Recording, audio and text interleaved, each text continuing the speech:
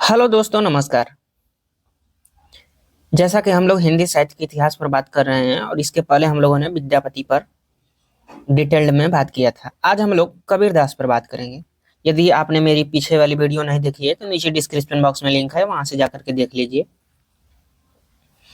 आइए हम लोग कबीरदास को देखते हैं। तो देखिए, कबीरदास जी भक्ति काल में संत काव्य धारा के प्रथम कवि हैं और ये मानने के विचार आपके हजारी प्रसाद द्विवेदी के भी हैं और रामचंद्र शुक्ल के भी हैं।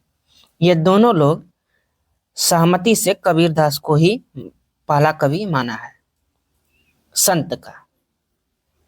बाकी कुछ विद्वानों ने नामदेव को माना है, तो वो एक अलग मैटर है। क्वेश्चन पूछने की पद्धति के आधार पर आप कबीर नामदेव में से आप ट्रिक कर सकते हैं। जैसे किसी का नाम दे के पूछ दिया कि रामचंद्र शुक्ल ने संत काव्यधारा का प्रथम कवि किसे माना है, तो कबीरदास। अगर ये पूछ दिया गया कि संत काव्यधारा का प्रथम कवि कौन हो सकते हैं या कौन है, तो नामदेव, क्योंकि उनका समय थोड़ा पहले है। इनका जन्म, मृत्यु, माता पिता, पत्नी, पुत्र, गुरु समकालीन किसके थे, ये सब चीजों से क्वेश्चन सिमिलरली बन जाते हैं। तो देखिए, इनका जन्म 1398 ईस्वी में हुआ था, मृत्यु 1518 ईस्वी में। माता पिता में जो उनकी माता थी वो नीरू थी और पिता नीमा थे। इनमें मतलब पुरुष स्त्री का थोड़ा सा कंफ्यूजन अगर रहता है तो माता पिता नाम जैसे माता पिता लिखा जाता है, तो यानी कि नीरू नीमा, नीरू माता है, नीमा पिता है। पत्नी इनकी लोई थी। इनके दो पुत्र थे, कमाल और कमाली। मतलब कमाली बेटी थी, कमाल पुत्र थे। गुरु रामानंद इनके गुरु हैं और शेख तकी को भी इनका गुरु बताया जाता है। ये सिकंदर लोदी के समकालीन रहे हैं। ठीक है, सिकंदर लोदी इनको मारने की भी कोशिश किए थे और पागल हाथी के सामने इनको फेंकवा दिया गया था। इसके बाद इनके जन्म को लेकर के कुछ पंक्तियां मिलती हैं, जो कि पहली जो पंक्ति है वो कबीर चरित बोध मलुकदास की रचना की पंक्ति है, जिसमें लिखा गया 1455 साल गए चंद्रवार एक ठाठ है, जेठ सुदी बरसायत को पूर्ण मासी तिथि प्रकट है। ये इनके जन्म को लेकर के एक पंक्ति है। इसके बाद प्रियादास ने भी एक पंक्ति इनके जन्म को लेकर के बोली है कि संवत 1475 कियो मगहर सुगौन माघ सुदी की बादरसी रलो पौन में पौन। ये प्रियादास ने इस पंक्ति को लिखा है। बाकी देखिए, कबीर के संबंध में जो हमें जानकारियां मिलती हैं उन ग्रंथों के नाम देख लेते हैं। मान लीजिए अगर परीक्षा में आपसे पूछ दिया जाए कि निम्नलिखित में से किससे कबीर के बारे में पता चलता है या निम्नलिखित में से किससे कबीर के बारे में पता नहीं चलता है, तो वहां पे आपके लिए हेल्पफुल हो। तो देखिए, कबीर परिचय जो अनंत दास की रचना है, इसमें भी कबीर से संबंधित चीजें मिलती हैं। भवतारण में कबीर जो धर्मदास की रचना है, ये भी भक्तमाल नाभादास की जो रचना है उसमें भी कबीर से संबंधित चीजें मिलती हैं। इसके बाद कबीर चरित बोध जो मलुकदास का है, इससे भी हमको कबीर के जीवन के बारे में जानने को हेल्प मिलती है। कबीर चरित मुकुंद दास की ये रचना है और इससे भी हमको जानकारियां मिलती हैं। देखिए, एग्जैक्ट किसी के बारे में जानकारियां लिखी हुई नहीं थी। जैसे कि आज आपका डेट ऑफ बर्थ के लिए सर्टिफिकेट बना रहता है और आप क्या हैं, कब हैं, आपका आधार कार्ड, पैन कार्ड सब बना हुआ है, तो ये सब चीजें तब नहीं थी। उसके लिए कई रचनाओं को लोग पढ़ते थे, कहीं से कुछ मिल गया, कहीं से कुछ मिल गया, सबको लेकर के एक माइंडसेट बनाया गया कि ये था, इसके पहले ये रचना हुई थी, इसके बाद ये रचना हुई थी। यदि कवि ने किसी रचना का जिक्र किया है तो उस रचना का अगर डेट मिल गया तो ये जिक्र होता था कि यदि उस कवि ने इस रचना का जिक्र किया है, इसका मतलब है कि ये रचना उसके पहले लिखी गई थी, तभी उसने इसका जिक्र किया था। तो इस तरह से डेट को डिवाइड करते थे और उसके बाद आगे पीछे देख करके निर्धारित किया जाता था। तो कबीर के बारे में इन सब रचनाओं से कुछ कुछ जानकारियां मिलती हैं। खैर, कबीर की बानियों का सबसे पुराना नमूना हमें गुरु ग्रंथ साहिब में मिलता है। ये चीज आपको ध्यान होनी चाहिए कि कबीर की बानियों का सबसे पुराना नमूना गुरु ग्रंथ साहिब में है। अब कबीर की रचनाओं को देख लेते हैं, क्योंकि रचनाएं तो नॉर्मली हम लोग यही जानते हैं कि बीजक इनकी रचना है, इसके 3 पार्ट हैं, साखी शबद रामायणी। बाकी कुछ और भी रचनाएं हैं, उसको भी हम लोग देख लेते हैं। और साखी शबद रामायणी किसमें किस चीज का जिक्र है तो उनको भी देख लेते हैं। तो देखिए, सबसे पहले तो इनके जो चेला थे धर्मदास, उन्होंने इनकी बानियों का संग्रह किया था। जैसे जब भी कबीर कहीं कुछ बोलते थे, प्रवचन देते थे या कहीं सभा में बोलते थे, तो वो उनको संकलित करते थे। तो धर्मदास ने बीजक नाम से संकलित किया। बीजक में 3 पार्ट थे, साखी, शबद और रामायणी। साखी में दोहा है और वो सदुक्कड़ी भाषा में लिखी गई है। शबद में गेय पद है, ब्रज भाषा और पूर्वी बोली इसमें समाहित है। और रामायणी में दोहा चौपाई है, ये भी, इसमें भी ब्रज और पूर्वी का समावेश है। तो आप इन चीजों को जरूर ध्यान रखें कि साखी में दोहा है, शबद में गेय पद है, रामायणी में चौपाई दोहा है। और जो भाषाएं हैं वो साखी की सदुक्कड़ी भाषा है, बाकी शबद और रामायणी की ब्रज भाषा और पूर्वी जो बोलियां हैं उनकी भाषाओं का मिलन है। इसके बाद इनकी बसंत, कहरा, चांचर, हिंडोला, विप्रमतीति, अगाध मंगल, गोरख की गोष्ठी, अनुराग सागर, अमर मूल, अक्षर खंड की रामायणी, उग्र गीता, हंस मुक्तावली, कबीर विवेक सागर, ज्ञान सागर, ये सब रचनाएं इनकी मिलती हैं। अब आगे हम लोग देखेंगे कबीर की भाषा, क्योंकि कबीर की भाषा से भी आपके प्रश्न बनते हैं कि किसने कबीर की भाषा को सदुक्कड़ी कहा, किसने पंचमेल खिचड़ी कहा, किसने इसको अवधी कहा, ब्रज भाषा कहा, संत भाषा कहा, बनारस की बोली की प्रधानता इनकी भाषा में है, ये किसने कहा।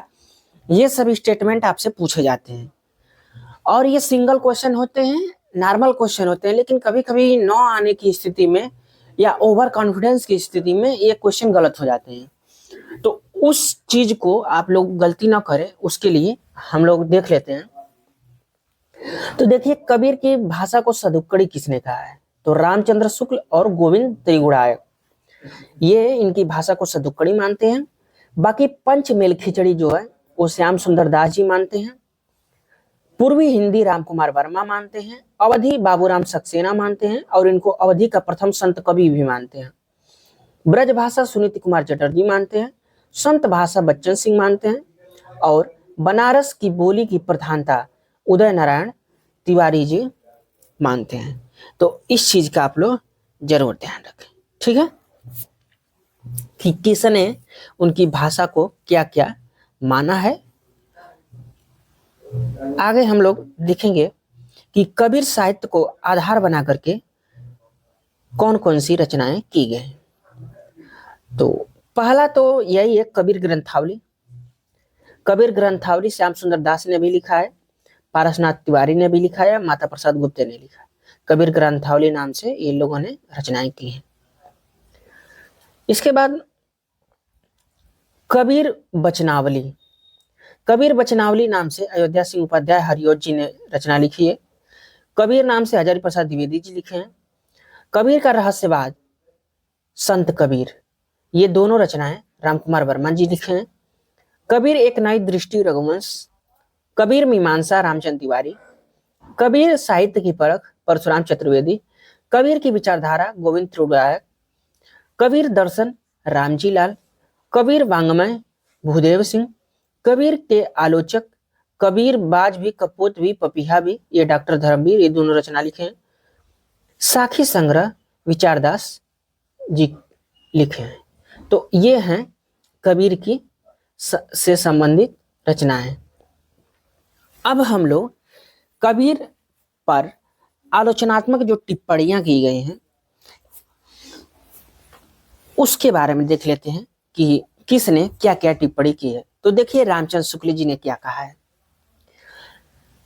इसमें कोई संदेह नहीं कि कबीर ने ठीक मौके पर जनता के उस बड़े भाग को संभाला जो नाथ पंथियों के प्रभाव से प्रेम भाव और भक्ति भाव शून्य पड़ता जा रहा था। ये रामचंद्र शुक्ल ने कबीर के बारे में कहा। आगे और स्टेटमेंट है, उसको देख लेते हैं। भाषा बहुत परिष्कृत न होने पर भी कबीर की उक्तियों में कहीं कहीं प्रभाव और चमत्कार है। प्रतिभा उनमें प्रखर थी, इनमें कोई संदेह नहीं। ये भी शुक्ल जी का ही स्टेटमेंट है। कबीर अपनी झाड़ फटकार के द्वारा हिंदुओं और मुसलमानों का कट्टरपन दूर किया। वह अत्यधिक चिढ़ाने वाला प्रतीत हुआ, हृदय को स्पर्श करने वाला नहीं। ये भी शुक्ल जी का स्टेटमेंट है। कबीर ने भारतीय ब्रह्मवाद, सूफियों के भावनात्मक रहस्यवाद, वैष्णवों के अहिंसावाद तथा प्रपत्तिवाद को लेकर अपना मत खड़ा किया था। ये भी शुक्ल जी का स्टेटमेंट है। तो शुक्ल जी के 4 स्टेटमेंट है और ये बहुत ही महत्वपूर्ण स्टेटमेंट है, ये आपको ध्यान होने चाहिए। अब आगे हम श्याम सुंदर दास का स्टेटमेंट देख लेते हैं।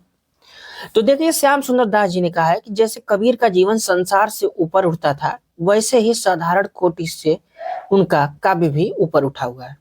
ये स्टेटमेंट श्याम सुंदर दास का है। आगे बच्चन सिंह का देख लेते हैं। तो हिंदी भक्ति काव्य का प्रथम क्रांतिकारी पुरस्कर्ता कबीर है, कबीरदास है। ये बच्चन सिंह ने कहा है। कबीर के साहित्य के लिए एक पृथक सौंदर्य शास्त्र गढ़ा जाना चाहिए। ये भी बच्चन सिंह का स्टेटमेंट है। तो ये दोनों स्टेटमेंट बच्चन सिंह का है, ये ध्यान रहे आपको।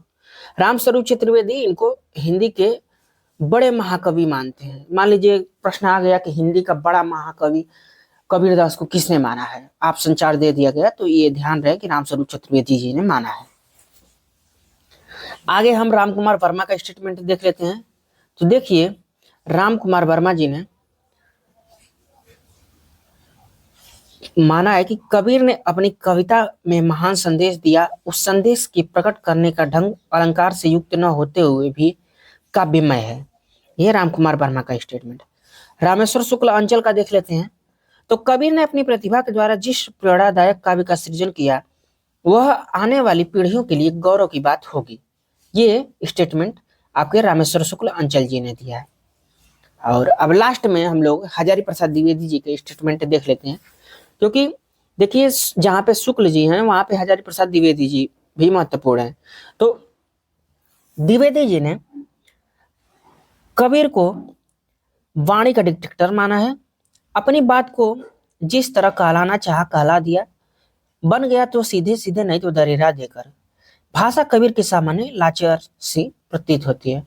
तो ये स्टेटमेंट हजारी प्रसाद द्विवेदी का है। भाषा पर कबीर का जबरदस्त अधिकार था, वे वाणी के डिक्टेटर थे।